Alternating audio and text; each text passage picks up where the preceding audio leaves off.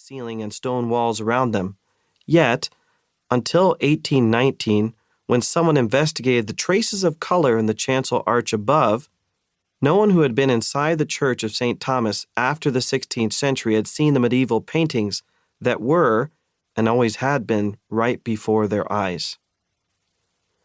As I read Nijay Gupta's Tell Her Story, it struck me how much women in the early church are like these medieval paintings in St. Thomas.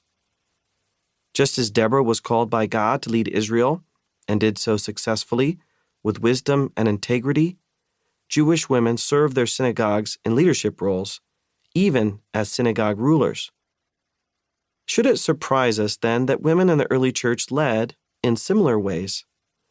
From women disciples like Mary Magdalene and Joanna, the wife of Chuza, who traveled with Jesus and learned from him, showing up, as Gupta writes, when the men were nowhere to be found, to ministry couples like Priscilla and Aquila, in which the wife took the foremost role, to Lydia of Philippi, who led a house church, diakonoi like Phoebe of Cenchrea, co-workers like Euodia and Syntyche, and even apostles like Junia, imprisoned for her ministry work.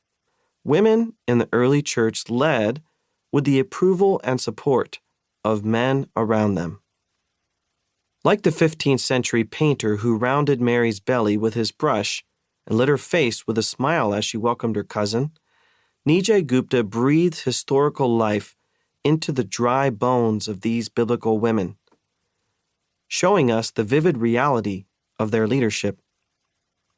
Just like the doom painting soaring above the nave in St. Thomas, women led in the early church. The problem has never been their existence. The problem has only been our ability to see them. This is the brilliance of Tell Her Story. It does not tell a new story. It just helps us see the story as it has always been. The modern restorations in the parish church of St. Thomas and St. Edmund did not paint the scene of the Last Judgment or the visitation between Mary and Elizabeth. The restorations only helped us see what the medieval artist had already done. In the same way, Tell Her Story helps us see biblical women as they have always been.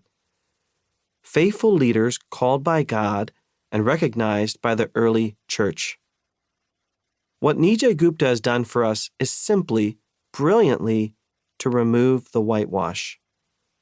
God has always seen women.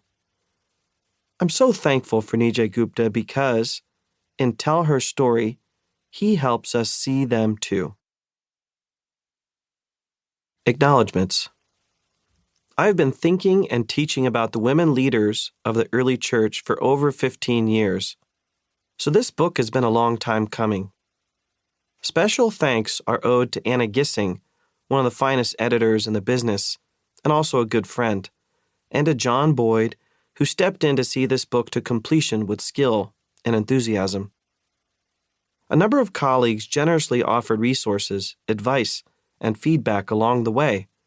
Lynn Kohik, Katya Kovret, Beverly Gaventa, Kimberly Majeski, Scott McKnight, Marg Mausko, Margaret Mitchell, Peter Oakes, and Cindy Westfall.